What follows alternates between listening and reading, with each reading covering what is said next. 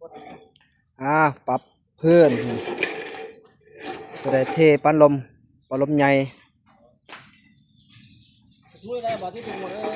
นี่ปั้นลมน้อยอ่ะนี่ปั้นลมน้อยยังพอทันได้โบกครับบ่ได้สาบครับเด็กล้างออกสาบด้านนี้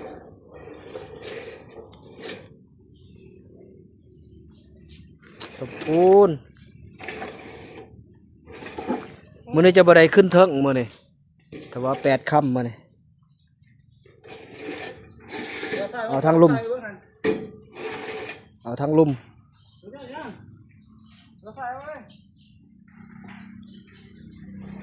าทรายใส่ล้อ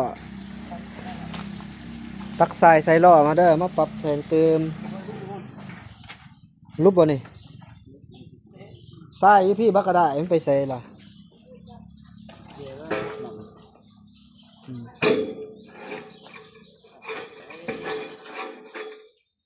ปรับเพื่อเอาเล็กในแล้วปรับมันยังไง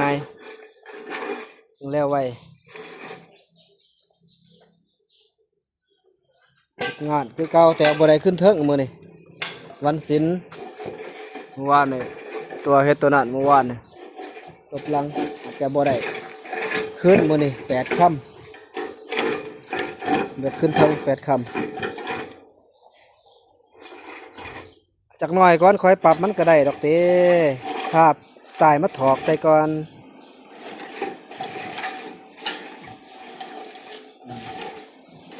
ปรับให้มันเรียบ สายมาปรับก่อนที่คอยนั่นสมบูรณ์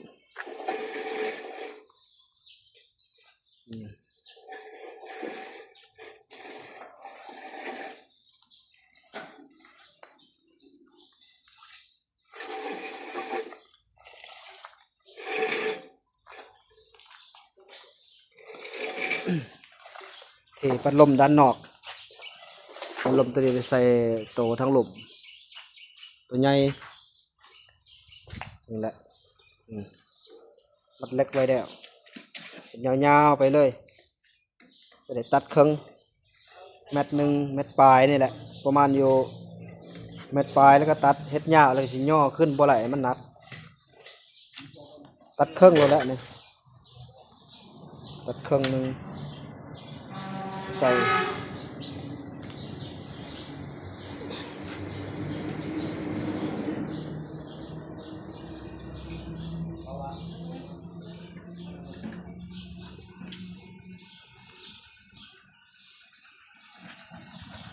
ปั๊บบัดนี้เอาตัวน้อยเด้ฮันเอาเล็กน้อยหันยันเอาเล็กน้อยนี่กับพวกคือบาดรถนี่เล็กน้อยนี่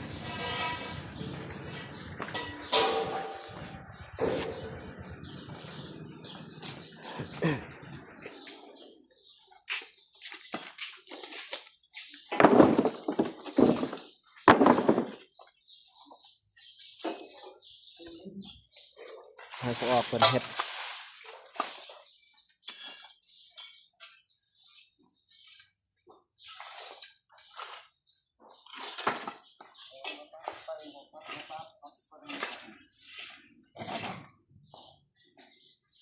ปรับเป็นเพียงแล้วก็เทตัวใหญ่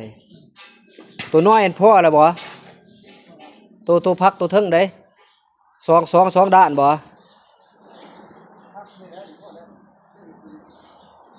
ฮะเอ้าเจ้าเฮ็ดให้ยังตัวนี้ปอก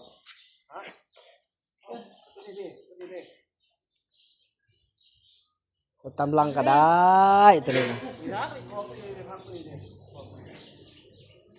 ตัวเทิงกันบ่โอ้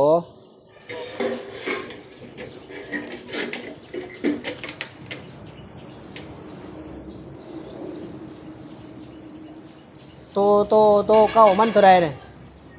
30บ่ฮะ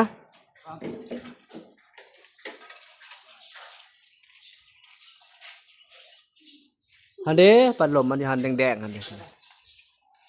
ก็เอาตามเก้ามันนั่นแหละ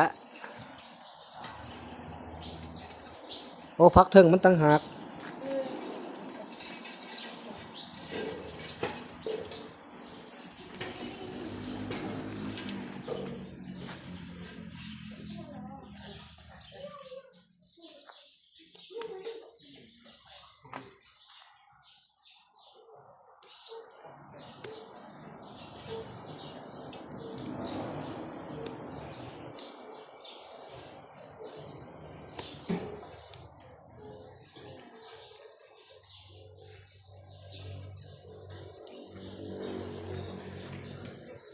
ได้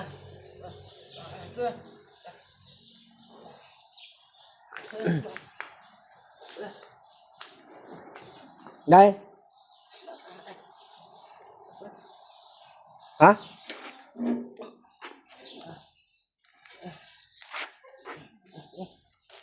เห็ดตำลางเห็ดตัวนั้นแล้วก่อน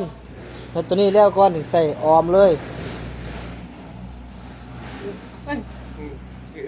นั่นแหละเห็ดตัวนี้ก่อนนี่ตัวนั้น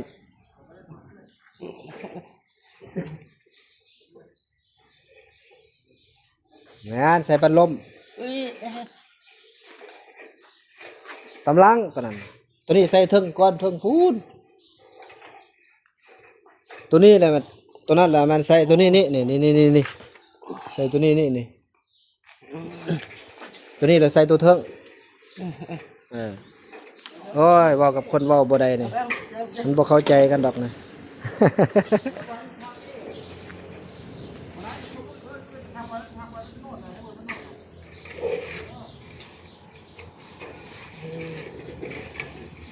มันเรียบ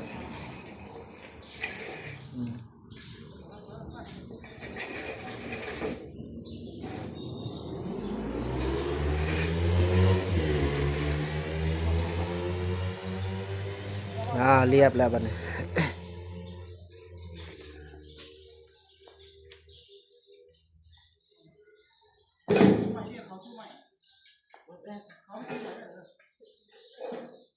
ติดใหม่แหละพอดี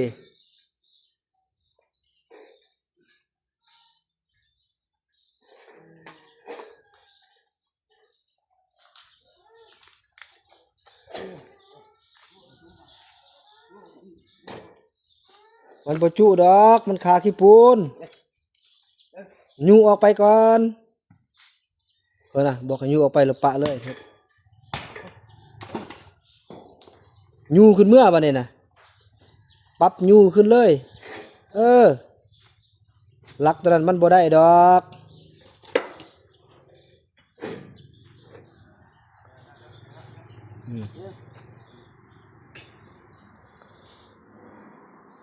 ได้แหละบัดนี้เกี่ยมได้บัดนี้ปรับแล้วก็เทเอาเหล็กใหญ่มาเอาเหล็กใหญ่มาใส่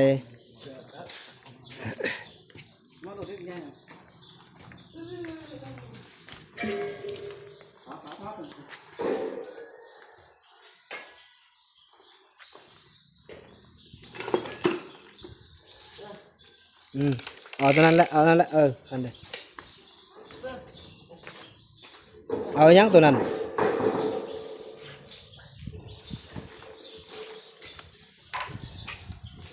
ไปวางใส่รถเรียนใส่เลย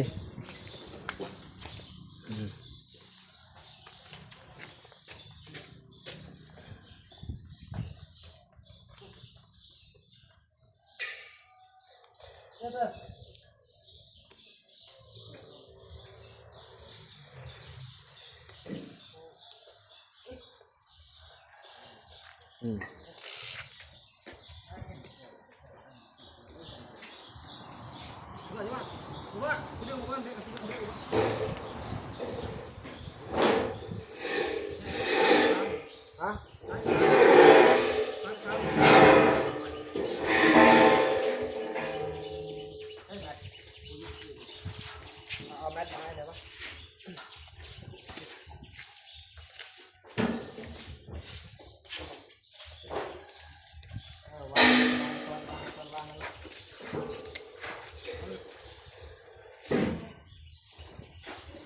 33บ่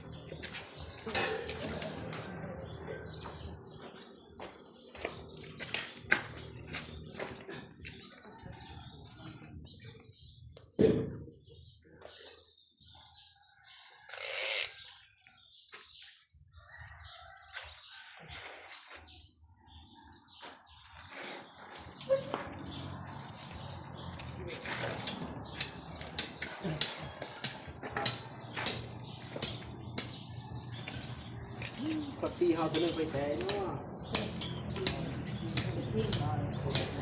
อีกเครื่องอันนึงฮะผมมีนะนี่มาได้สายสอบมาดับเรื่องอันเดียวนี่ครับ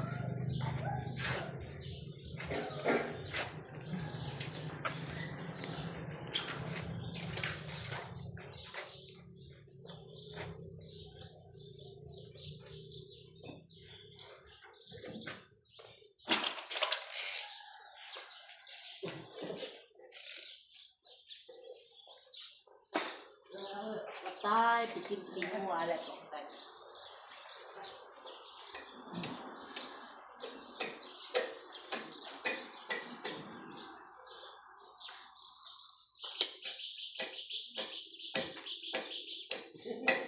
อันแรกมันหักมันซอยที่จะได้เพื่อนๆนั่นแหละ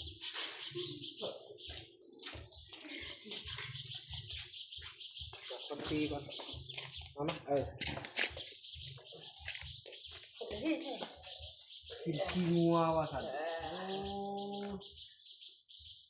ว่ามันนั่น ไปหากินขี้วัวแห้งๆไปหากิน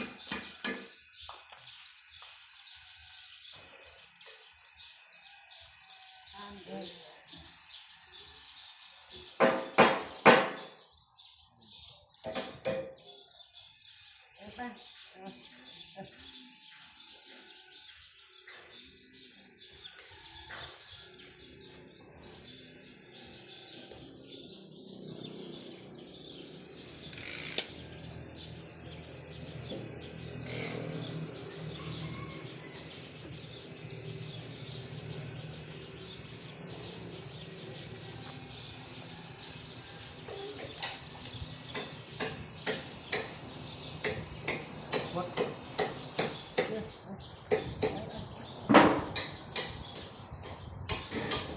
จะดึงหันทางนี้ก็ได้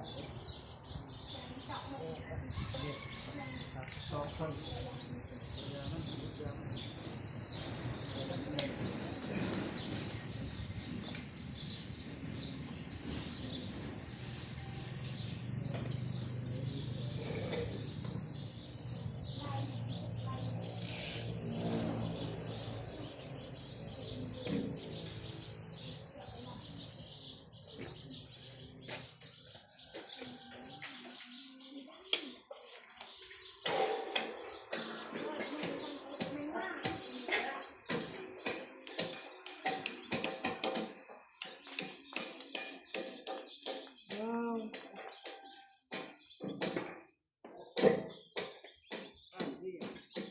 ร้านก็ดี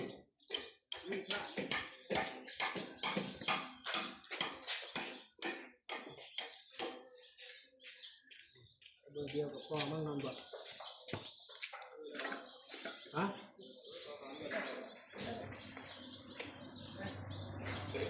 เอามาใส่ดูมันใดสันใด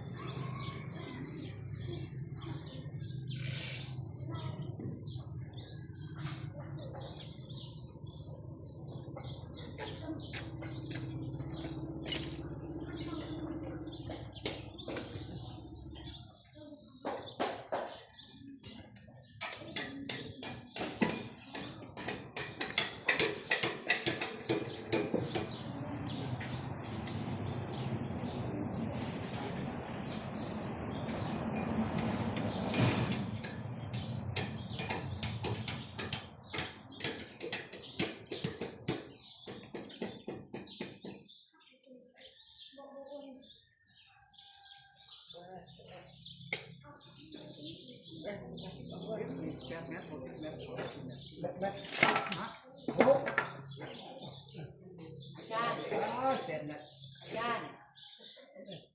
ารย์ไปออกเขา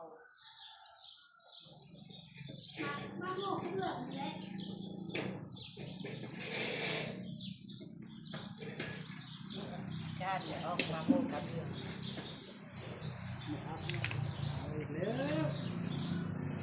ยำแผลก็แผล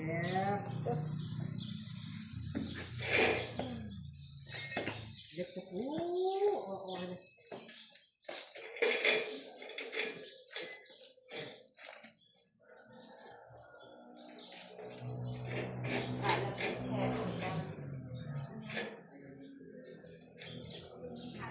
เดี๋ยว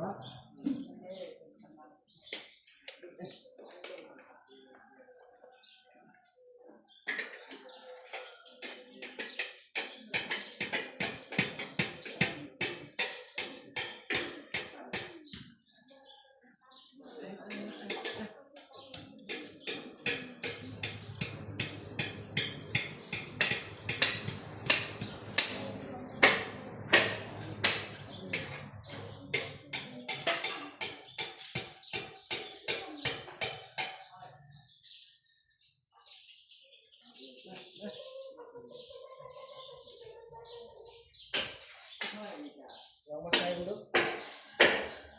เอาแล้วเรามาใส่ดูมาใส่คอยวะ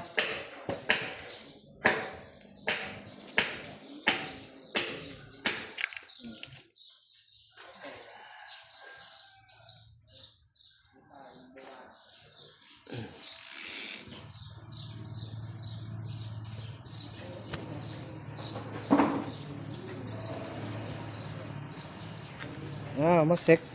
กเบิ้ง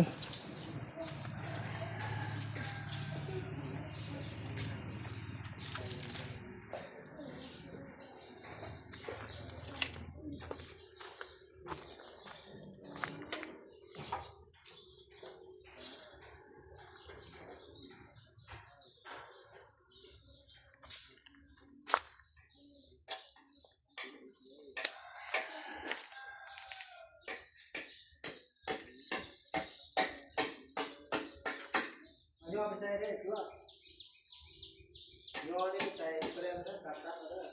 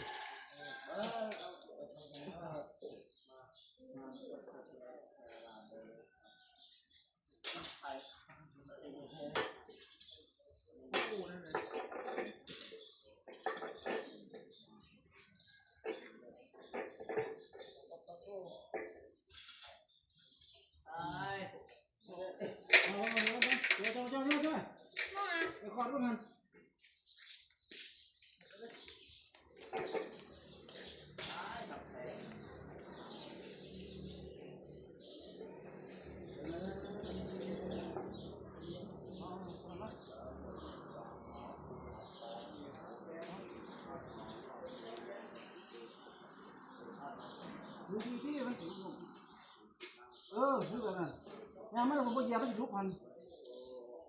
ยามทั้งออกบ่เหยียบทั้งหมดสิลุกมัน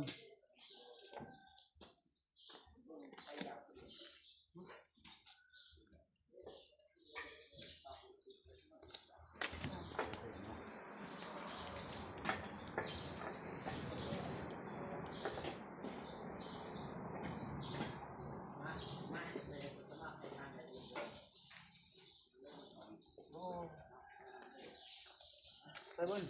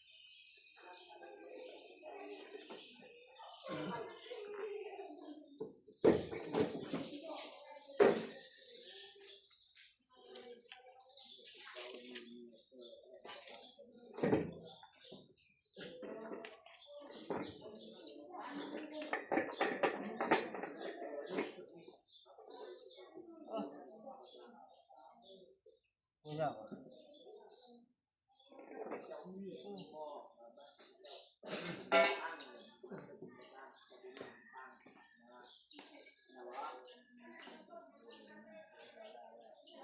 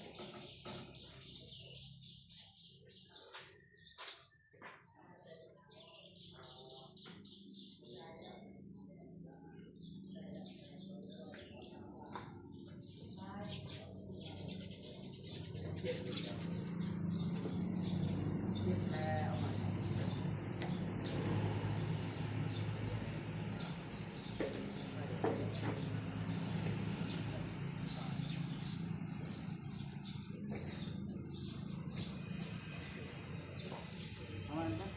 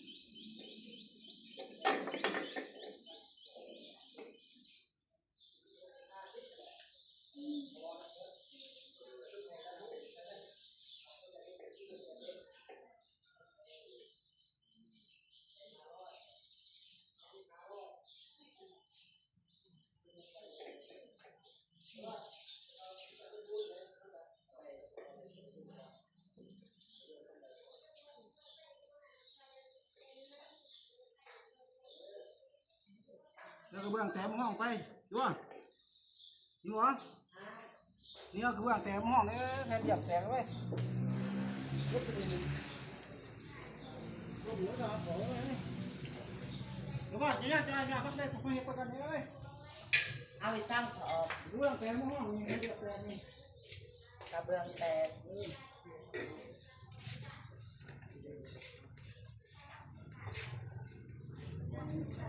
ห้องทำงานไหน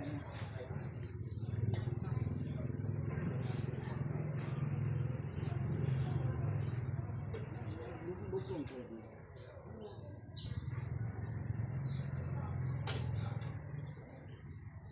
ไม่จังหวัดนั่นก็คือตัวเลยตัวเดียวง่ายนี่เป็น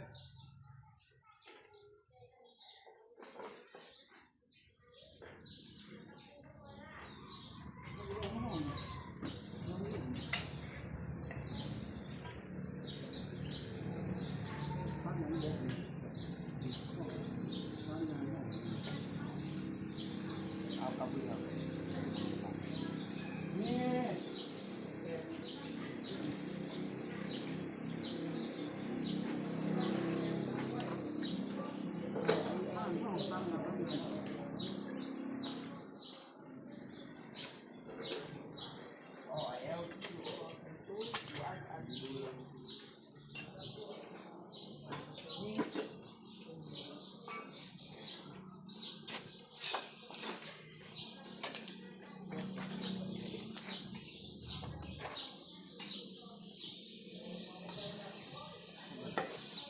น้ำแบบนี้เห็นบ่ครับมันขึ้นแล้วห้องได้แล้วกันอะไรอะไร พี่เอาบ่ เท่าไหร่ด้วยกันห้องทำงาน ตายเกิดที่น้องนายบ่แม่นเดินทางจะสิ่งตัวแตกของเรา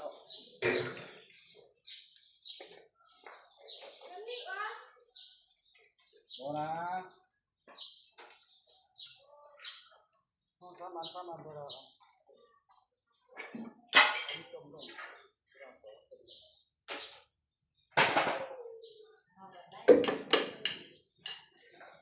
น้ำของบนเมืองนี่นะบ้านแปลงมีแค่เดียวห้อง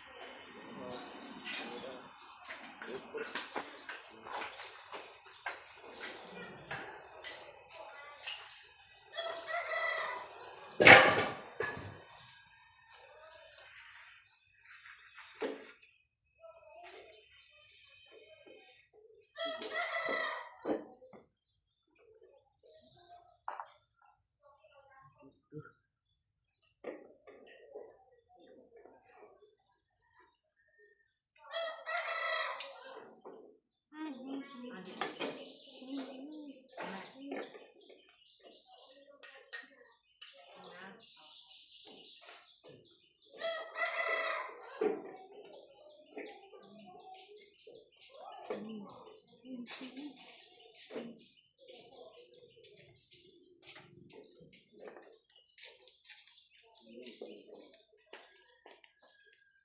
องการตรวจห้องตรวจการห้องตรวจการ แล้วเอาหลาย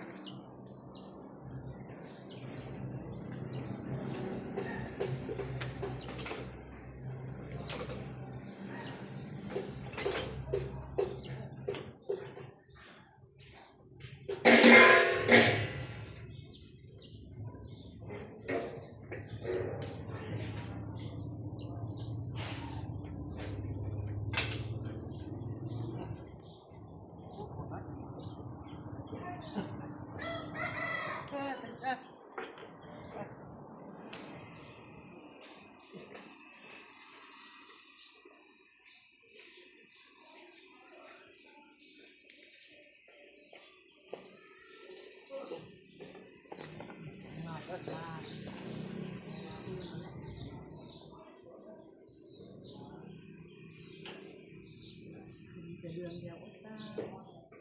นัดทุกนัดนั่นแหละ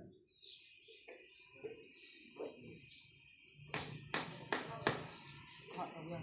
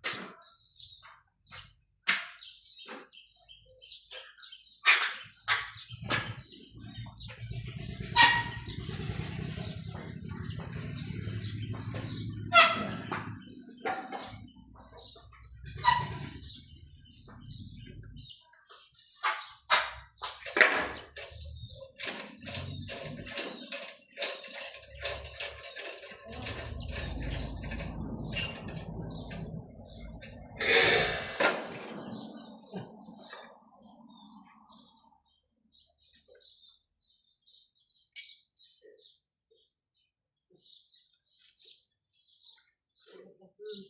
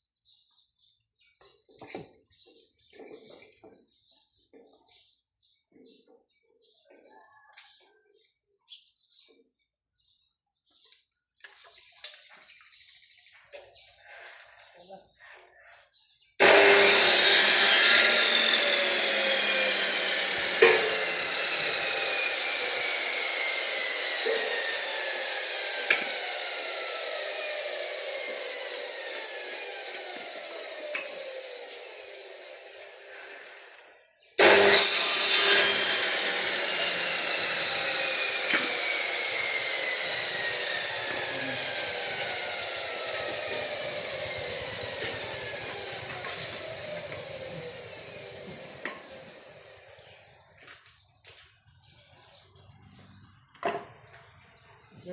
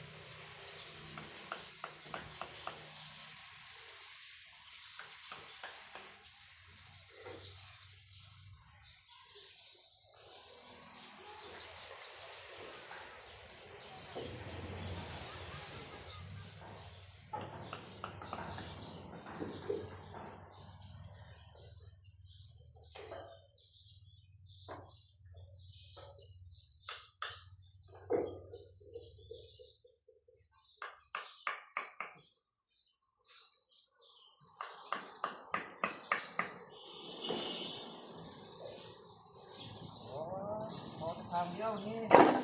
มีก็ตัวก็ได้นี่เขาจะทางเดียวนี่เขาไป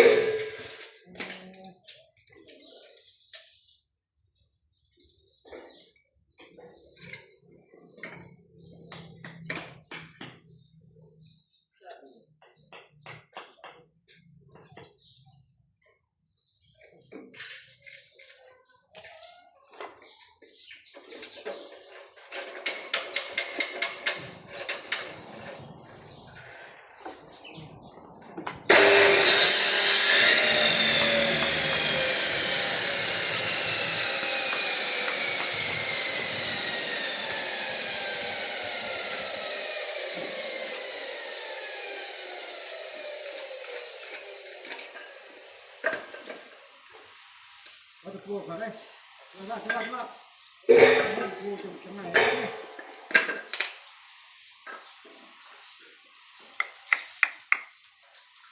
เนี่ยเขาจะพูดตรงไหนเอาออกประตูแต่ไม่ yes ก็นอกก็เราวันละอายุก็เราบอกyes นี่นะเดี๋ยวนี่บอก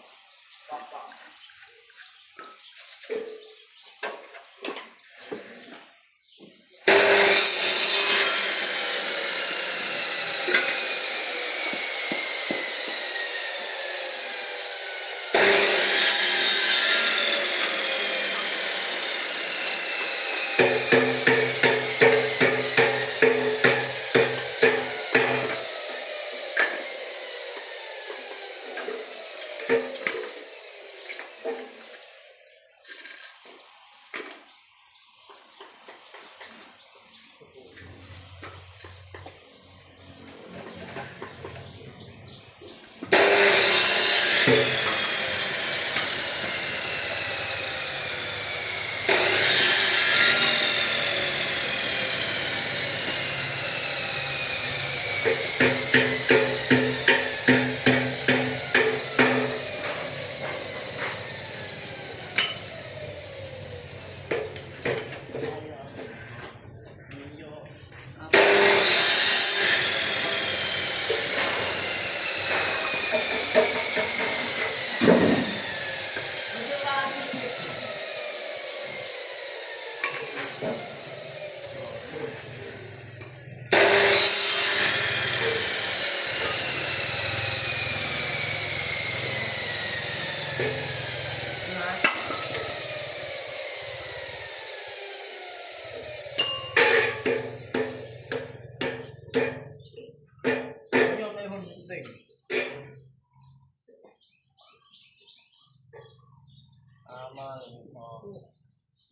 ต้มในว่าคน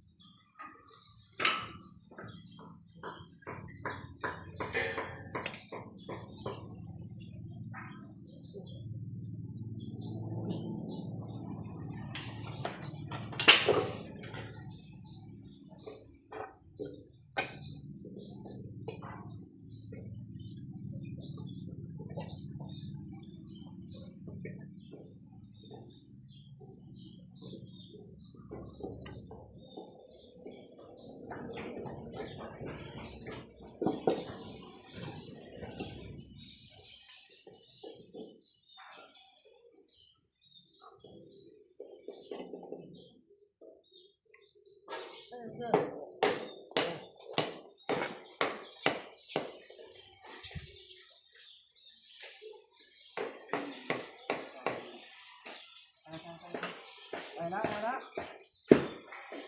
แน่ได้แล้วไปมา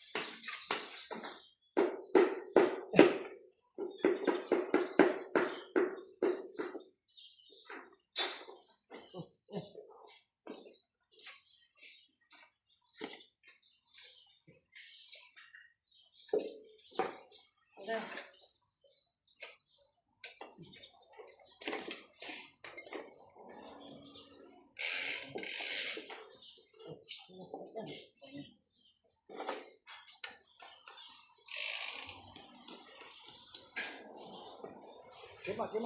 หลายหน่อยเก็บมาไว้เนาะเว้ยนะครับข้าวของอยู่แล้วสวยนี่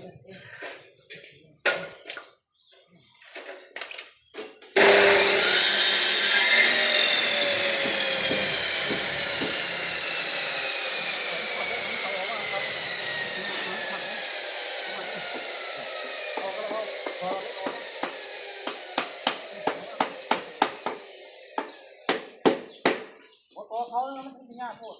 ทางออกมั้ยไม่ฮะท่านยาก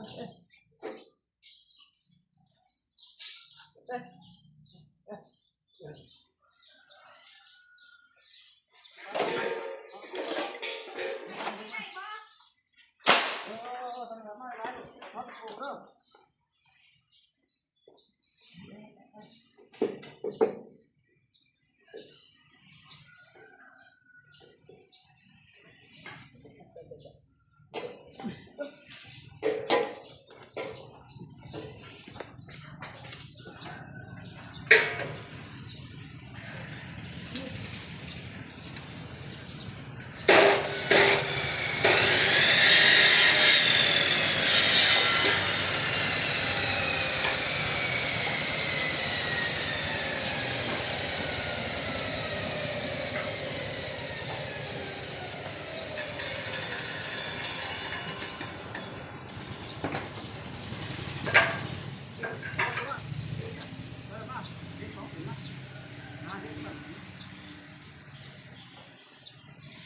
อันนี้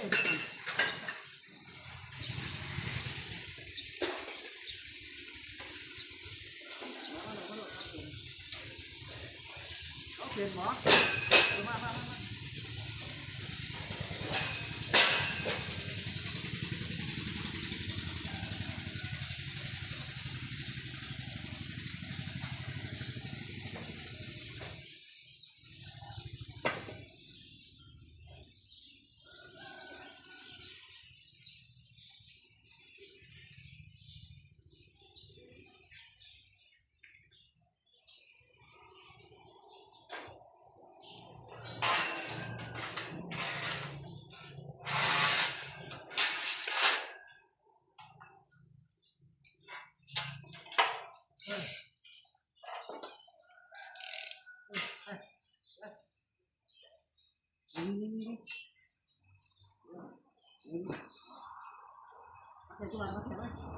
ส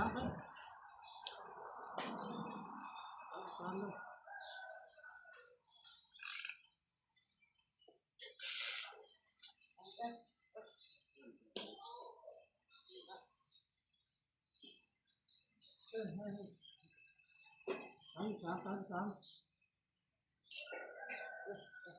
เ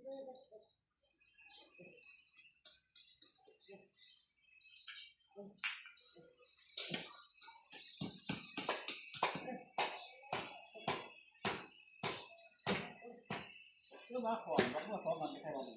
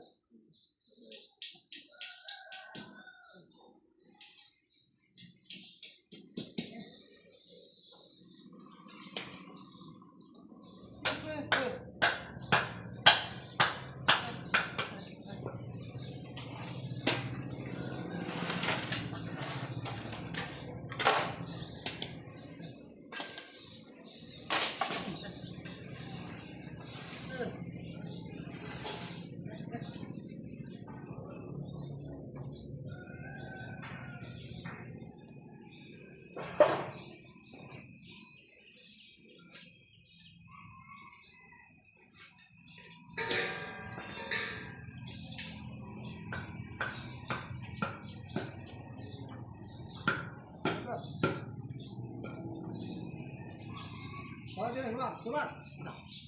อันนี้ยังต่อเลยทำอะไรอะไรต่อ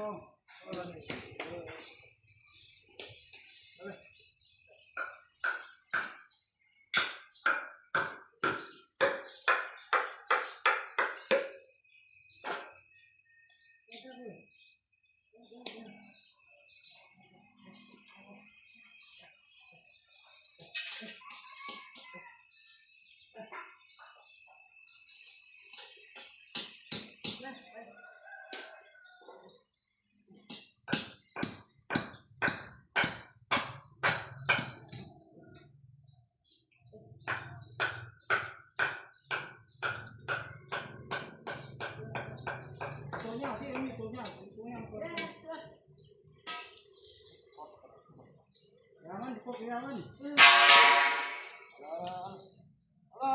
มาเลย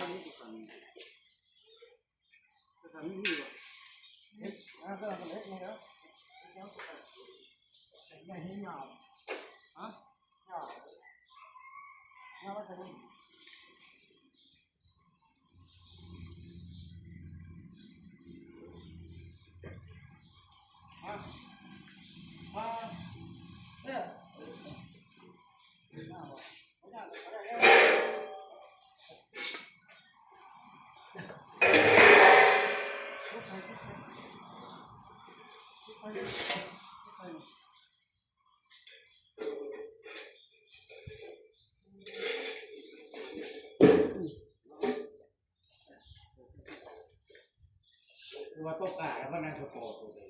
นั่งแค่ยังไงแต่ตรงมันเองตกกาแต่ตรงนู้นแต่เป็นแรงแรงพอมี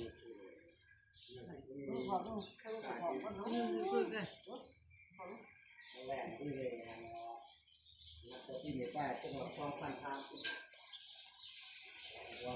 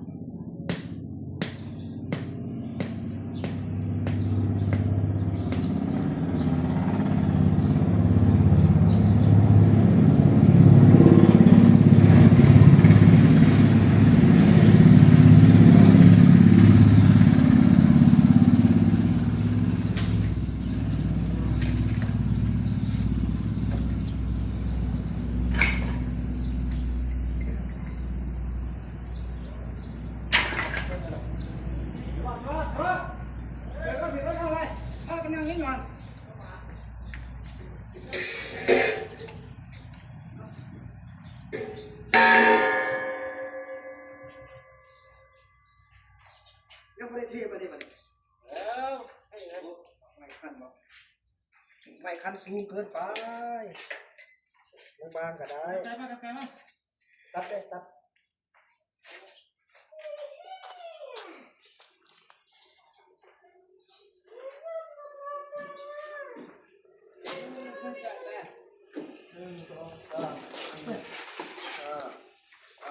ปลาคิดว่าเท่แหละไอ้วัดไปใส่โอ้ยสิย่างไปทางใดเนาะบัดนี้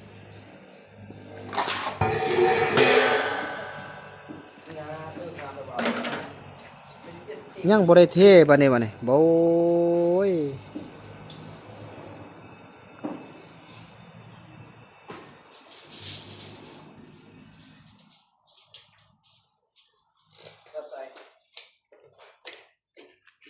ครับ เอาเว้ย อันเดตอนตัวนี้เนี่ยบ่ได้ใส่บ่ เด้อ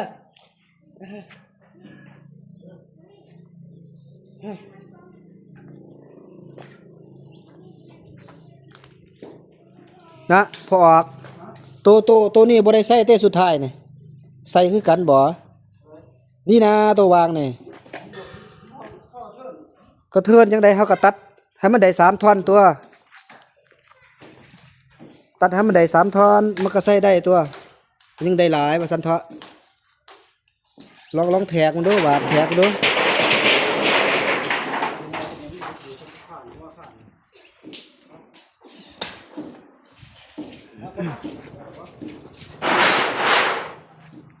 ลองไปแทกดูมันได้บ่หั่นเฮาตัดท่อนน้อยก็ได้เฮ็ด3ท่อนเอา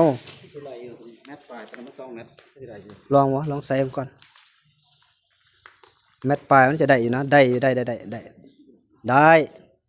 ฮันเด อะไรอยู่ ได้อยู่ใส่เลยพอดีได้อัดเอาคือเล็กหน่อยมาใส่อีหยังนี่ฮะ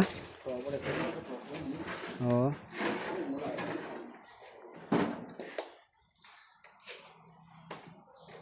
เอาตัวนั้นมาใส่ด้วยมาใส่ต่อตัวนี้ตอน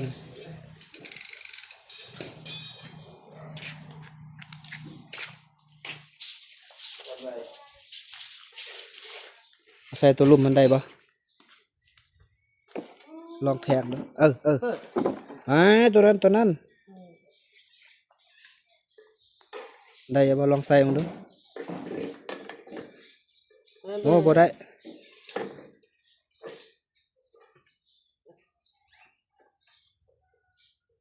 เอาตัวนี้ดูนี่เอาตัวนี้ใส่เอาตัวนี้ใส่ฮะยกออกตัวนั้น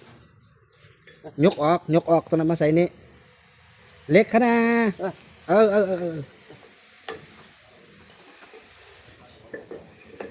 ออกเลยเอาตัวนี้ใส่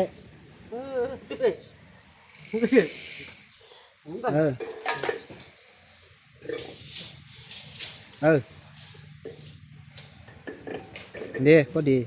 ได้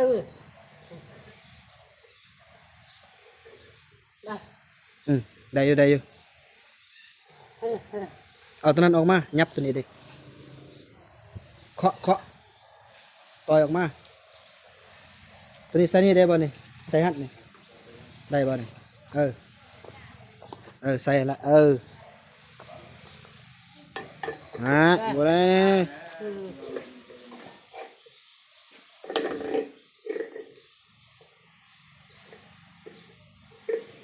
เอาเล็กกันออกมา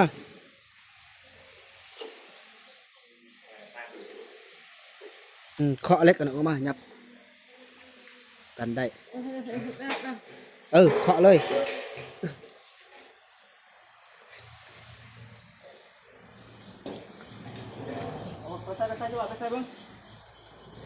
ลองไปใส่ไว้จุดใดบ่ฮะ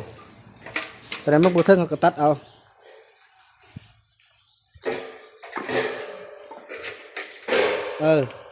มันวิดอยู่เอาเล็กน้อยออกก่อนเอาเล็กตัวนั้นออกก่อน เล็กน้อยหันไปข้าวหันไม่ด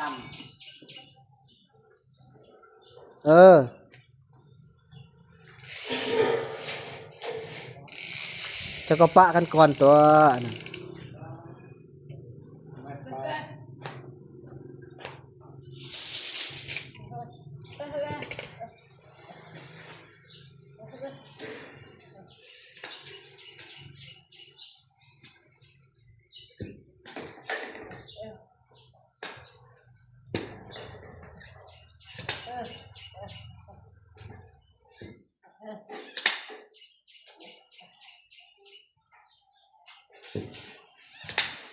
ใส่ยังเล็กตัวนั้น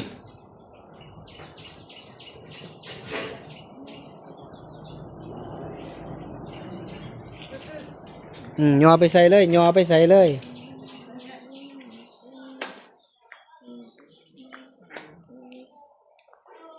เอาย่อไปใส่รถย่อไปใส่รถหั่นๆสมนั้นย่อไปใส่รถ